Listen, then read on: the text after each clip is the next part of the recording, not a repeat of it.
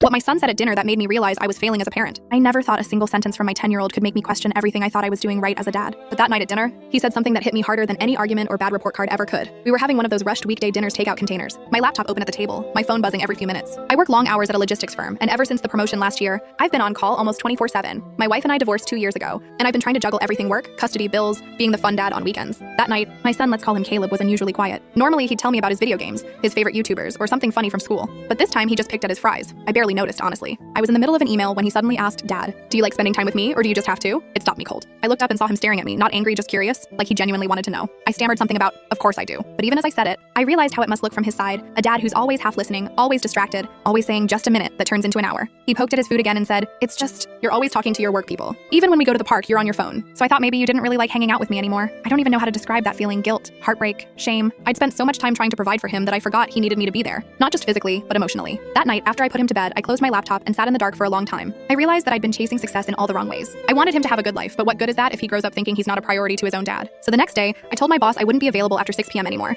I deleted my work email off my phone. I even signed up for a father-son camping trip that weekend. No screens, no Wi-Fi, just us. When I told Caleb, his eyes lit up like it was Christmas. "Really? You're not gonna be on your phone?" he asked. And for the first time in a long while, I could honestly say, nobody. You've got my full attention. Sometimes it's not the big arguments or life events that wake you up. It's one small, honest question from someone who loves you. That night, my son didn't just speak his mind. He reminded me what being a parent is supposed to mean.